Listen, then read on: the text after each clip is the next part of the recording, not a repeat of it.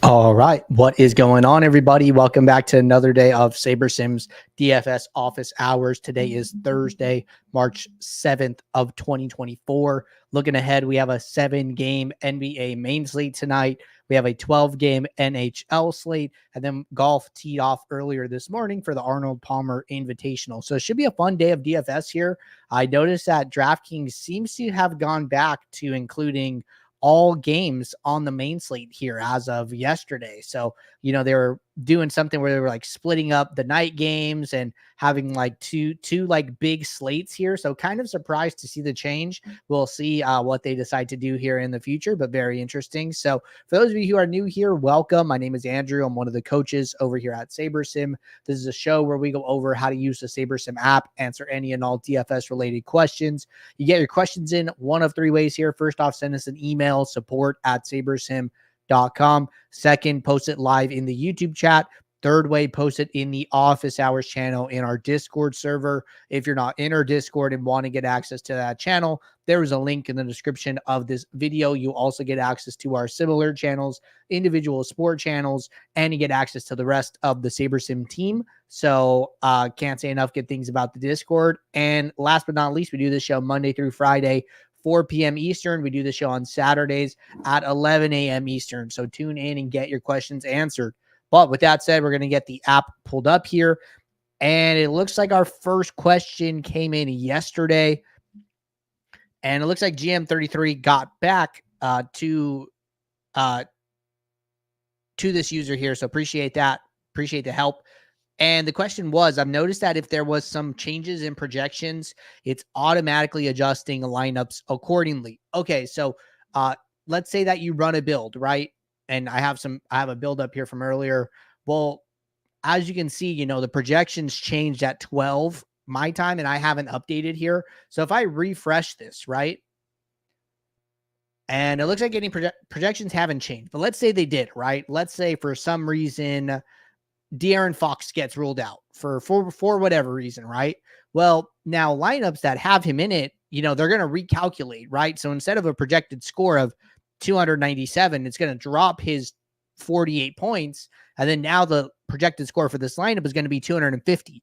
And then now, because we're dropping the projected score of the lineup, well, then, hey, that's going to affect the Saber score of this lineup. And if I'm using Saber score, these lineups are going to resort based on those updates. So if projection changes come, players get ruled in or out, even if you're still in the same build, the lineups are going to resort themselves based on the updated inputs to the sorting metric that you're using, right? So if I go and look at my Saber score formula, I have some projection, 95th percentile, and average adjusted ownership. So all of these things can change if ownership changes, if one player gets ruled out and value opens up, it can affect those formulas, which can lead to the lineups resorting within your pool. So that's probably what you are seeing. And I agree with GM33 there.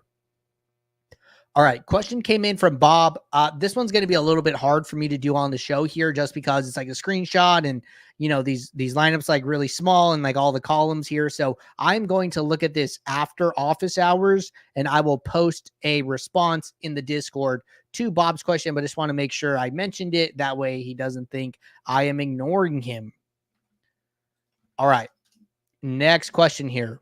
Question says, in contest flashback, when looking at the games tab, I see a user had 0% lineup exposure to a game. But if I go to the teams tab, I see they had 64% lineup exposure to one of the teams in that game. What am I missing about what these columns are telling me? Okay, so there's a couple different columns. There's team stacks and there's games. So team stacks can be just one side, right? So like that would be just Brooklyn. So if I have, so many stacks of Brooklyn, they're going to show up in team stacks. A game stack is I have Brooklyn and Detroit in the same lineup. So game stacks are where both teams are used. And then team stacks are where only one game is used. And then a game stack is typically at least two players from one game and at least one player from the other game on the other side. So you can think about it in that regard. That should help you out. And it looks like Sean helped out here. So appreciate you guys tuning in, jumping in here and helping everybody out, getting answers to their questions before the show. All right. Question from Black Mamba. Question says, hey, Andrew, by chance, can you go over the process of doing late swap with live ownership past lock? I normally go back and edit my contest sim settings and update them to live ownership.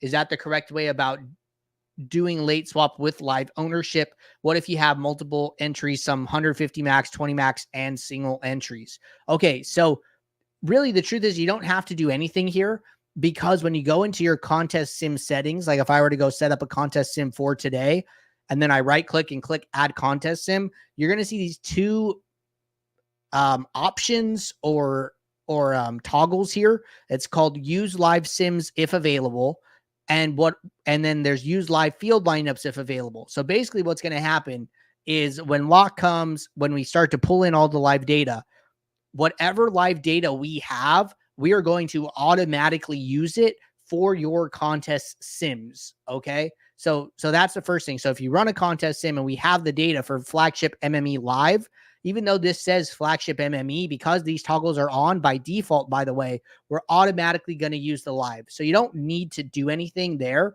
As long as the data is present within the app, we are automatically going to use it. So hope that clarifies any questions that you had. But if you do have more questions, let me know. And then if you have, multiple 150 max, 20 max single entries, if you're late swapping and you want to use each individual bucket, then you're going to have to run multiple late swaps. So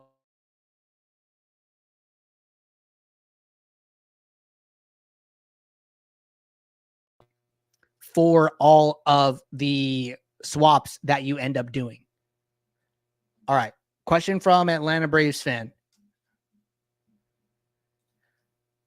When adjusting team totals for NBA, is it best practice to do it pre or post build? I would definitely do it pre build. And the reason for that is because you want those projection adjustments to be taken into account when you run your build. So, if I open a new build here, and I go into team stacks, and then I want to change Chicago to, more points, Detroit to more points, and then I hit apply, what you're doing here is you're effectively adjusting the projections for the team here. And I could see all these players' projections go up. Now, you want these adjustments to be taken into account before you run your build. That way it can be taken into account when the lineups are created.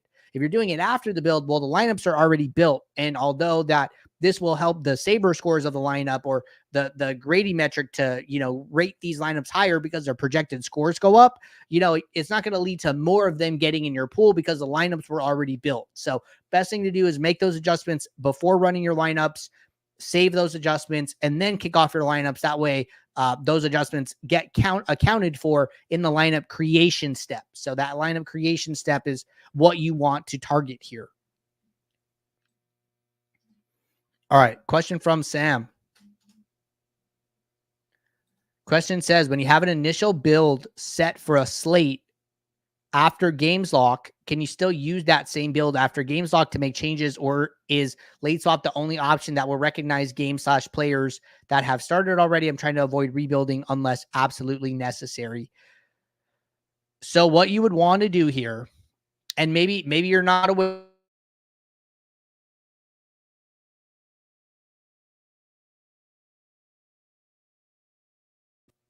I've set up minimax exposures. I've adjusted my player pool. I've done all these things in this table. I don't want to lose this data. The best thing that you can do is go up to your build at the top, or I'm sorry, is when you go to late swap, you're going to have an option in the bottom left. I don't have a CSV here. Let me see if I can get us a CSV real quick. That way I can just demo this. But basically there's two options when you go to late swap. One of them is use default. And then one of them is to clone the current build that you're using, right? So you would want to use the clone option here. But if you use the original build, it's not going to understand that games have locked. So it's not going to be a good option for you is basically the answer. So I just got a CSV here. I'm going to go to my contest tab. Going to go to my contest, going to download it, drag it in here. So I have my CSV, right? So when I'm on this build where I've made my adjustments and I click the double arrow late swap icon, if I go to the bottom left, it's going to say use defaults, right? My swap method, which means it's going to give you a brand new table with the most basic, with all the original information, right? All your changes gone, wiped. Now, if I go down here and I switch it to clone current build settings, it will carry everything over. Active rules, filters, minimax exposures, manual adjustments to projection and ownership, everything from your player pool, etc. here. So that is probably the option that you're looking for, but you basically can't use a regular build after lock because it will not know that games have started, and you're always going to need to open up a swap build in order to make adjustments to your lineup. All right. See Sam typing here. So he said, what about the lineups already built? So for the lineups already built, even if you refresh projections, it's like the regular build does not have like a time checker kind of on it. So like the swap builds, what they do is they like, okay, hey, this is a late swap build. Let's see what games have let's see what time it is. Let's see what games have locked, and then let's gray those players out. The players are never going to be grayed out in your original build. So even if you're using that original build, and you already have lineups, unless you're, going through there and just manually adjusting the players with like the plus or minus icon, with like the edit tool, then there's not going to be a way to like rebuild within that set. So hopefully I'm following you here. I feel like maybe I'm missing the mark a little bit here based on your response. But if you have more questions, just let me know and we could keep going back and forth until we get you a satisfactory answer. All right. Jumping over to the YouTube chat. Question from Neil. Hi, Andrew. I asked this question sincerely and hopefully it doesn't come off as rude. Is the SaberSim team aware that the ownership projections in just about every sport are wildly off just about every night? Accurate ownership seems critical. Now that we have contest sims, I question the value of contest sims when the ownership is off. So Neil, I'll just say, man, that, we're always open to any and all feedback, man. I would say just like kind of saying like blanket statement, like we're always wildly off isn't like super helpful. Even if you wanted to like go into support channel on Discord and be like, hey, see example like 1, 2, and 3 or something like that. And like, oh, like, what do you guys think about this? That would be helpful. Ultimately, ownership is going to be like on a spectrum, right? Similar to like projections. There's like a, plus or minus, like, hey, player can like come in like kind of within a range. And like, we don't say that obviously with like ownership percentiles or anything, but just because a player has an ownership projection, that is not like an end all be all. I could definitely see Zach Collins coming in, a little bit higher with like being so much value. I'm assuming Wembanyama is out tonight, right? So if he's 51% owned, hey, maybe the field just jams him and he comes in at like 60% or something like that. So I guess the question is like, what are you considering like wildly off? And, starting a discussion in Discord about it is totally fine. And you're going to get, responses from people in the community, other members of the SaberSim team. And hopefully it's a constructive conversation. And, if there is something wrong, then, hey, maybe we can make an adjustment. So definitely appreciate, the eyes and the eagle eyes and everybody helping out with those things. And we're always willing to make adjustments on that front. All right. Next question from John Sams Jr. says, if we have a core of players we like, should we just use them every contest, but change a few other pieces around them? So it depends, kind of on your risk tolerance, to be honest, how you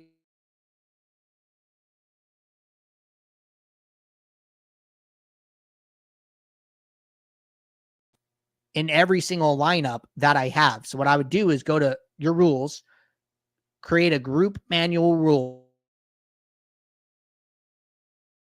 for guys, right? And then now you're going to be playing those 4 players in every single lineup. So you're going to end up with 100% exposure to all of them. Like that is one way to do it. Another way to do it, which is a way that I kind of like, maybe you have a group of guys that you particularly like, and maybe it's only a couple. Well, then maybe you add them in with some of the highest, exposure players you're getting from SaberSim and create this bigger rule where, maybe some of the guys you liked were down here, right?